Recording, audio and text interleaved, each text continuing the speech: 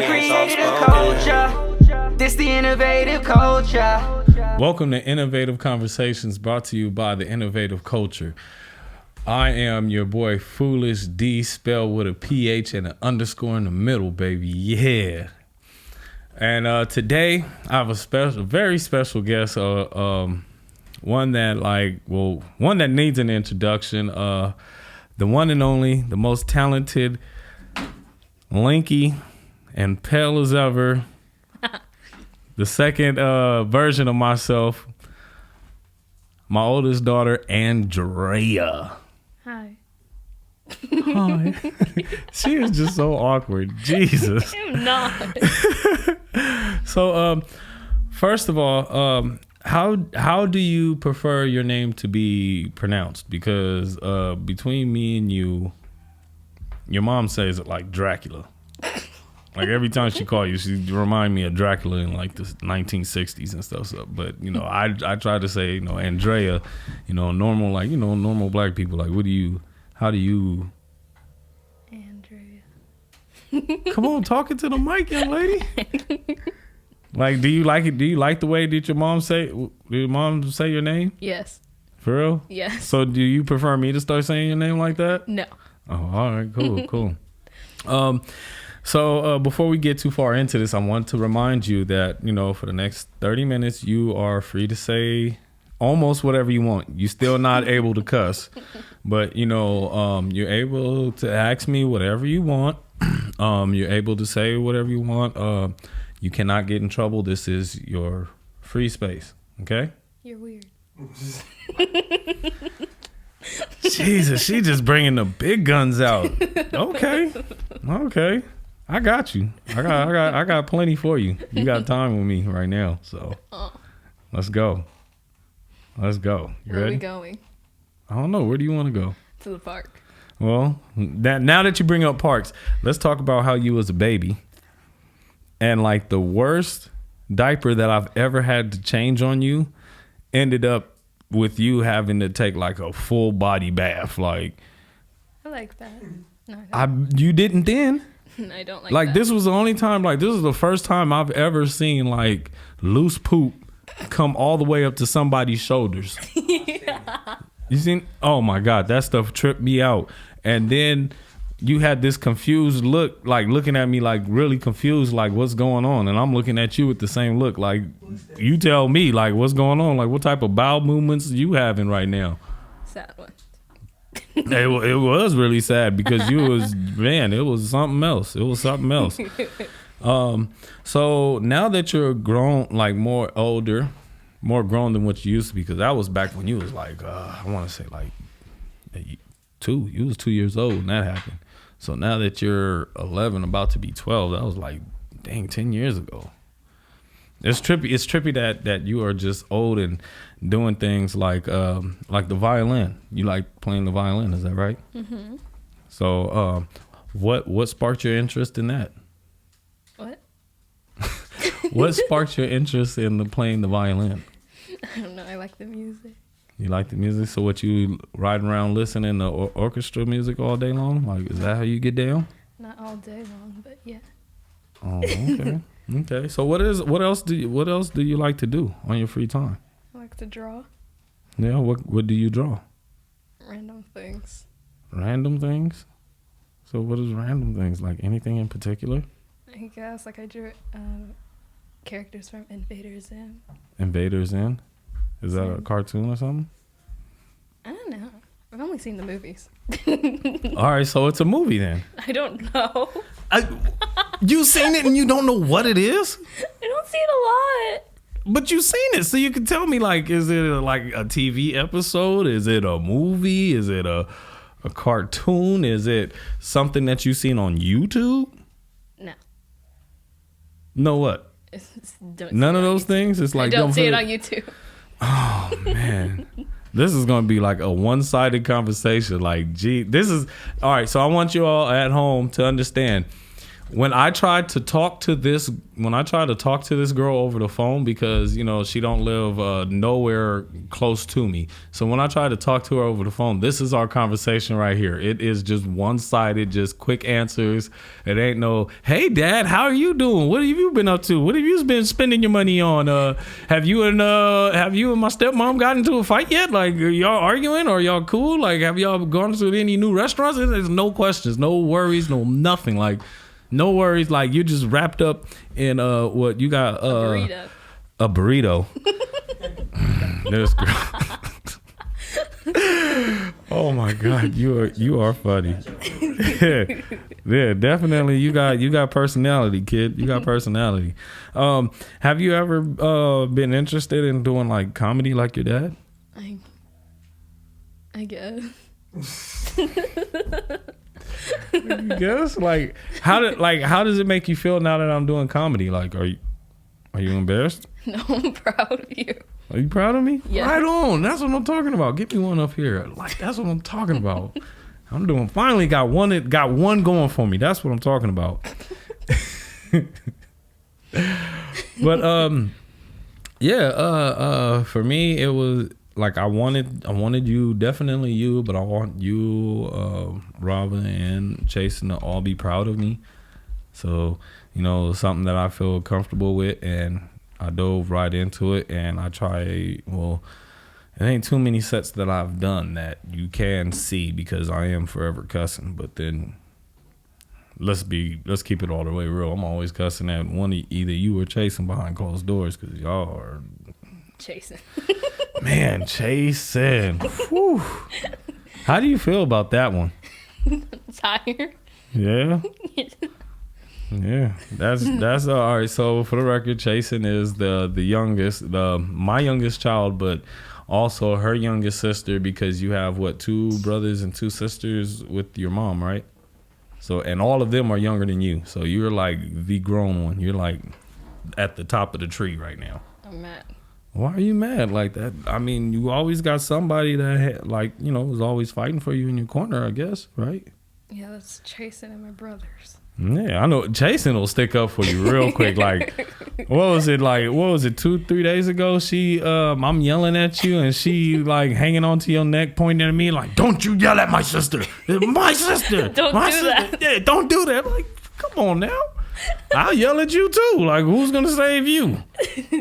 Me? You think so? Yes. Yeah, he's about to say no. Look, can't Yes nobody and no. count on you. Yes and no. Can't nobody count on you right now in a fight. Like, you don't know where you at right now. I don't. I'm on top of the mountains. Okay, we're gonna leave you at that. She's on top of a mountain called Signal Hill Park. Y'all can come find her.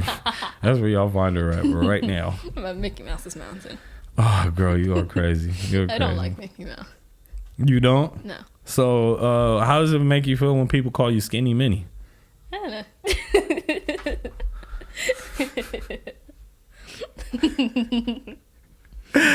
You got a silly laugh. Like, I could tell you were very nervous. Yeah. Ain't nothing to be nervous about. Like, it's just me and you, one-on-one. Just like, you know what? This is like any other time when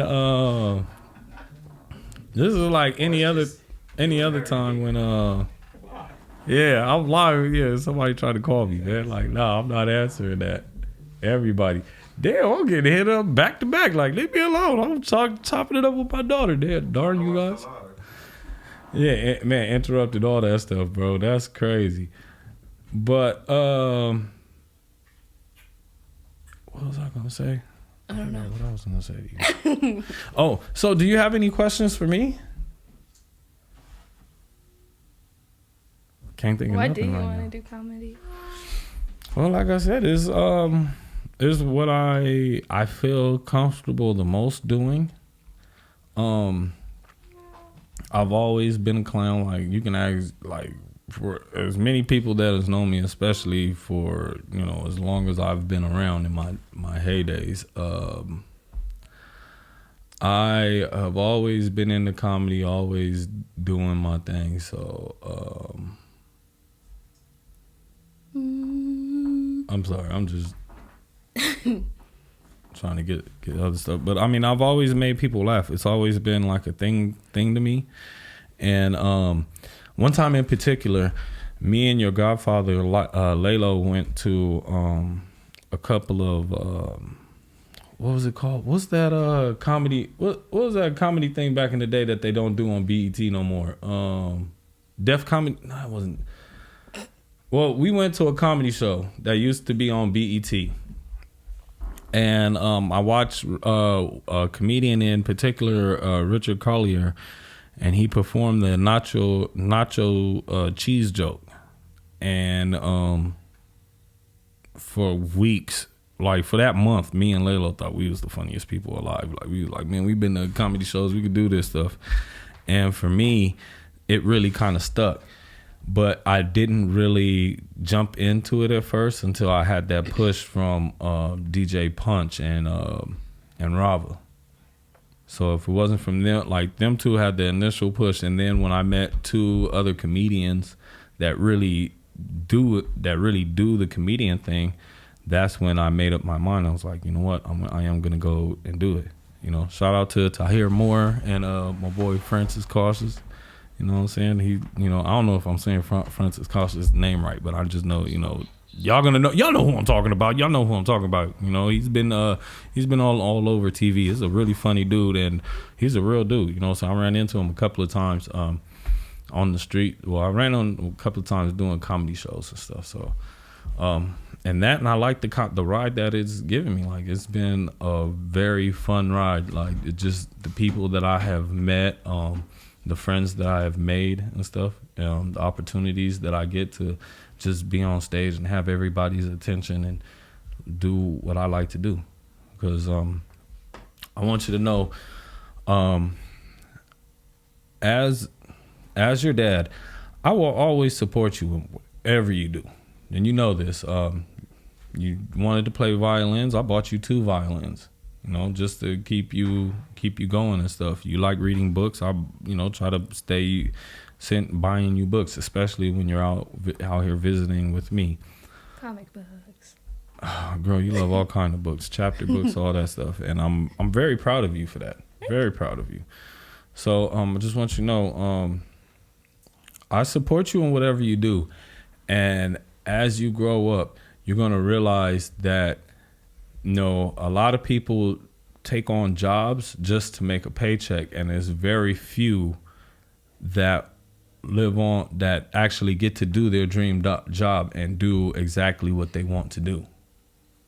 So right now I'm doing both. Like I'm working, hustling, and doing what I have to do, so that way I can, help Rava financially and also buy you things and do for you like I'm supposed to as a dad. But I also try to find time to do what I love to do, which is telling jokes, being a comedian, and being silly, just trying to be also, trying to be the best dad that I can be to you.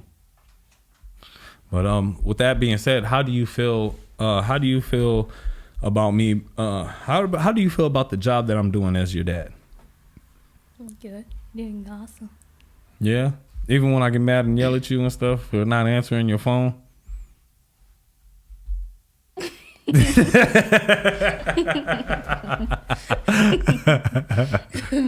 Come on, Dre, what's going on? This is the most color I've seen on you all like this year, so I could tell you're very embarrassed. I ain't seen you this red ever. Wait, I'm red? Yeah, you're red. Oh no. Yeah, I don't want to be a tomato. Oh, too late. You're a pale tomato. So how do you like being a big sister? It's tiring. Yeah? Like all the time? Yes. Do you have any stories that you want to share that with any that has happened with any of your brothers and sisters? No. I probably do have stories. I just don't remember them.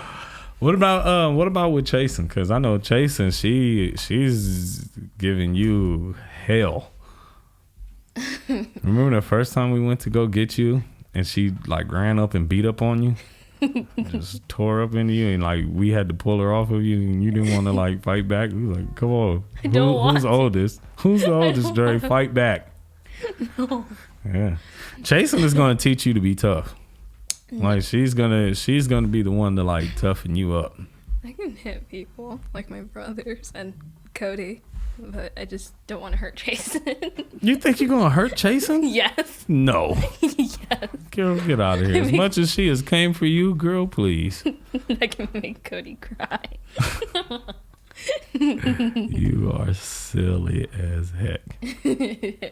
So, what it made you being so mean? Because I've noticed since you've been out here, you've gotten like a little meaner. Like Cody. you've gotten a little mean streak. It's because of Cody. Yeah. What does Cody do to you that makes you a little mean? Like, what has Cody done to you that makes you so mean to everybody? She trashes my room. She doesn't listen. Like I'm talking to her nicely. She's like, "There's no one there talking to me." She gets me mad, and then she gets me in trouble for no reason. I'm like, I didn't do that though. Man, in trouble for what? So my brothers were playing around and they ruined the paint off the girls' room wall. And then after they left, I went in to talk with Lydia, and Cody came in not too long after. She's like, "Did you do that to the wall?" Like, no, I didn't even touch it. Like, Lydia can back me up, but Lydia doesn't back me up. She's mean too. So it's just you by yourself? Me and my brothers. Okay. So how does your mom treat you? Does your mom treat you fairly? Yes. Yeah. Yes. Okay. Does she yell at you often? No. Oh, that's good. Who yells at you more, your mom or your dad? My mom. For real? Well, I mean, I don't see you often, so yeah. But who does more stuff with you, me or your mom? You. Okay, cool. Just wanted to make sure. So, how did you like getting your hair braided last time you was out here? Oh no, it wasn't last time. It was it was the last time you were out here. You had the lemon head braids, right? Yeah, like you looked completely different with the lemon head braids. I was tripping. Like, you don't even look like my 11-year-old daughter right now. Who are you? It was fun to flip my hair at you. Oh, you were so crazy. He's going, He did that to Cody too. Yeah. She was mad at me. That's going to be a thing for you to start getting your hair braided now, huh? Yeah. Well, I mean, I'm glad that you was able to find your black roots. That was like awesome. That's awesome to me. Like, I love it. This is awesome because I think it's important that you know and understand your heritage. You know, being half black and half black German, and then also El Salvadorian and stuff. Like, you know, it's a lot for you to learn, but I think it's important that you know exactly, where you came from and stuff, and your ancestors and all that stuff. So you got a whole lot of work to do, son. You a one mixed puppy, so you gotta look back into stuff. But speaking of which, does your mom help you with the Spanish? Does she speak Spanish with you? No. So she don't speak to you in Spanish? Mm-mm. Does she know Spanish? Yes. Have you ever asked her to teach you? Yes. What did she say? She said, okay. And then that was it, huh? I dated a Hispanic woman, and I asked her, and that's the same response I got. So typical. I'm not even surprised. But no. I do want to tell you this though. Over the years, I know you've seen and probably heard us have disagreements. I cannot say anything bad about your mom. Your mom has always been the best mom that she could be. She's always moved in ways that she had to as a mom, and she has my respect, as a parent. even though we never always agreed on the same things. So yeah, honestly, you know, I'm proud of what you have become so far. You know, you look like you're gonna be something promising. I don't have too much to worry about with you. So like I'm excited and stuff. Like excited for you, the things that you were doing, because you have like I said, you have always been an awesome young girl. Awesome. Like I rarely get mad at you, but when I do, like it's, you know, it's called for. But I mean, for the most part, as a young lady, you are on top of your game, and I want you to know I'm always proud of you. Always been proud of you. Thank you. Yeah, just like how chasing is. I know you got mad that I woke you up early, even though this is your summer vacation. I woke you up early because you had to help your baby sister with ABC Mouse. Now, she's into school just like how you are. You know, how you was when you was a baby, when you was her age. It was like, you know, I want to go to school too. I'm ready to go to school. And we used to sit up on. We had like a little table for you where you used to eat lunch with your cousin Samara, and you would set up book. We would give you books, little workbooks and stuff, and you would do your workbook, like work on your workbooks and stuff. And it was harder for us to get your cousin Samara to do work, but you would love that stuff. I mean, it was times where you did fight us and you didn't want to do no work, but you know, for the most part, you loved it.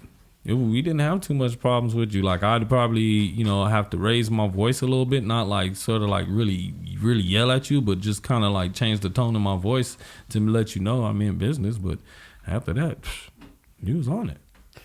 Yeah, I mean, and like there's another story. The only time I ever spanked you, and I didn't even spank you, I probably popped you like one time on your butt because you was 3 years old. And it was you, Samara, and someone else. And I said, all right, it's time to clean up. And everybody cleaning but you. You just stood there. You had an attitude for whatever reason. And I said, Dre, you need to clean too. And you said, I don't want to clean, Daddy. And then you turned your back towards me. And I was like, oh, hell no. I know this little girl didn't do this shit to me. So I put my face on the side of yours and we facing the same way. And I said, so tell me again, what'd you say? You know, I don't want to clean, Daddy. And as soon as you got that daddy off, I gave you one open hand pop to that butt. And, you know, like I was holding your arm and your feet came off the ground, but you landed back on your feet like a cat. And after that, like I left, like I walked away because you were like, I clean. And you crying at this time, but you sobbing, I clean. So I'm like, all right, cool. And I sit down, and inside I'm feeling bad because I don't take pride in spanking or hitting kids because it's not always the right way. You don't always get what you're trying to say or your point across with putting your hands on kids. So at that point, I felt bad inside, and I'm trying to mentally tell myself like it was what was needed. Like that little girl told you what she wasn't gonna do, and she only 3 years old. And inside, I'm like, you know, that's the ghetto blackness in me. Like I gotta get up out of that. And I didn't say nothing. I just sat there and like let y'all clean. And what I should have done was turn off that TV, but I was still watching that cartoon. Whatever cartoon it was a good cartoon. But I stayed watching that cartoon, and out of nowhere, you just came walking right. As soon as y'all was done, you walked right up to me and wrapped your arms around my neck and said, and this is why you were still sobbing. He was like, it's okay, Daddy. I love you. I understand. And you just gave me a kiss on the cheek and walked off. I started crying on the spot. Like, that's the only time that was the first time you made me cry, but that was the only time that I've ever popped you.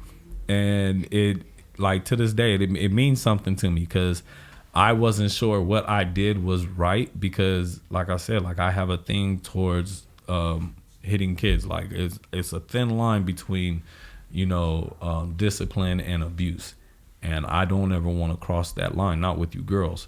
You know, I want y'all to understand. You know, I want to be the best dad I could possibly be, and I am glad that I'm having this opportunity to sit here and tell you. So as you grow up, you know what side of the spectrum I am. So when I'm saying, you know, popping off at you like, nah, you can't do the woo woo, it's like from the best intentions. It's not because I'm trying to be rude or mean or make you suffer. I just want you to know that I am really just looking out for your best interest while you're still young. Because once you hit, you know, once you graduate college, once you graduate high school and move off to college, like, you no longer my responsibility. You are fully responsible for yourself.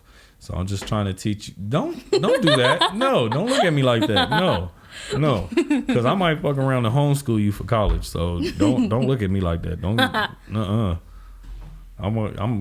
Hey, you still remember when you get into high school, you coming to live with your dad. That's gonna be a whole nother party. There's gonna be a whole nother party. You think stuff is sweet now? Is it gonna be a fun party? God, I'm gonna choke. Oh man, I'm gonna if it's not fun, I don't want to go. Too bad. You ain't got no choice. So is it gonna be a fun But I know party? for sure you're going to finish high school, and whenever you finish high school, you go into college. Like, and no ifs, ands, and buts about it. Like, you are way too intelligent. You will not be a waste of space. I need you to know that now. I don't know why I keep doing that. Yeah, you better stop, because once boys get into the picture, I promise you, I will be up there, study buddy, all that, sitting right next to you the whole step of the way. Don't play with me. The only boys I talk to is my brother.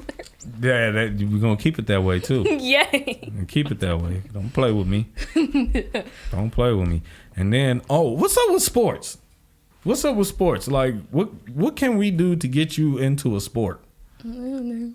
You don't know? Because I've been trying to encourage you to play sports. I've been trying to get you baseball bats and softballs and stuff. It's been times where where I even took you out to go play baseball and stuff or softball, and you know, it only lasts all about 5 minutes, and then you're like, I'm over there, I want to go in the house and read a book, or I want to go in the house and watch TV, or I want to go play video games. It's like, bro, come on, breathe. It's fresh air outside. Like, you can get, you know, a good tan, be as dark as the rest of us. You know? I'll read outside. Oh, God, this girl, man. This is why I don't like you leaving, is because you come back looking like Casper. You don't spend no time outside. Like, you are like the clear version of me. You need to be outside getting the sun, getting sunshine and scrapes on your knees and all that stuff. Like, I do go outside. You don't go outside. Yes, I do. Look, Exhibit A, come on. Can somebody take a picture of this? This is not what happens when you go outside. Like, if you went outside, you'd probably be as dark as Cool Ass Cam or something, or as dark as your sister Chasen, and you know, you should be at least my skin complexion, Dre. That's, you know, that's unacceptable, baby. Yeah. That's why tomorrow we're gonna take you to the beach, and I'm just gonna like chain you to a center block and just leave you on the sand. I don't like sand. I don't care. You about to get a tan. Can you bring toys so we can make a sand castle? Girl, we tried to make a sandcastle last week, and you stayed in the water. Yeah, me and Chasen did. You stayed in the water. You never called me.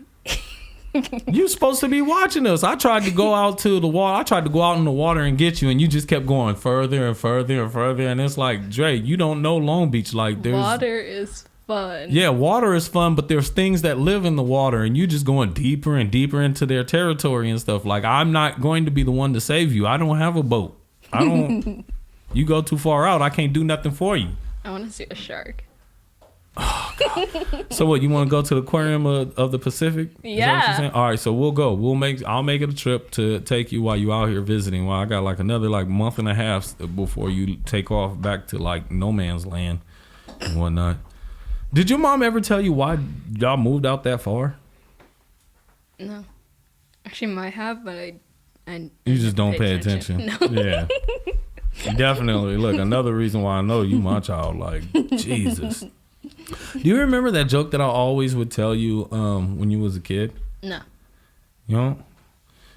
Every time like you would call me dad. I'm like, no, don't call me dad. Maureen called me saying that it's official yet. Oh, yeah. You're like, but you are my dad. I'm like, why? Because I'm calling you dad. I'm like, oh. Because you my dad. You got me there. You got me there. Well, It was nice talking to you. It has been awesome.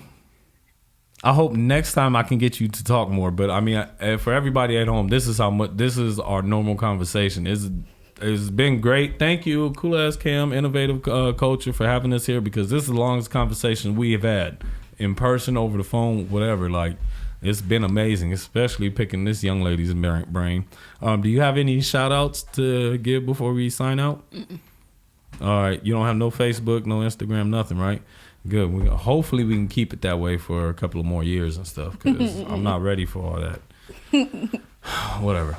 Anyways, you can follow me, find me. If you Google me, just type in Foolish Dee with the PH and the underscore in the middle. And man, just keep watching me, because I'm dropping the comedy everywhere I go. We're gonna be back to the open mics and stuff soon. Like I said before on the podcast, the Innovative Comedy Podcast, my next show is not until August 22nd. I will be dropping the date on my Instagram the week before. So yeah, get ready to buy your tickets. It's going to be a 420 friendly event, comedy, music, and a whole lot of entertainment. I also want y'all to please, and this would mean a lot to me, if y'all went on Instagram and checked out innovative.culture. Not only that, but also check out the innovativeculture.com website, because that is up and freestyling and moving. Check us all out. There's plenty of podcasts and everything else that we have to offer. So please check us out, like, subscribe, and keep on following us everywhere where you can. Thank you very much for tuning in, y'all. Innovative.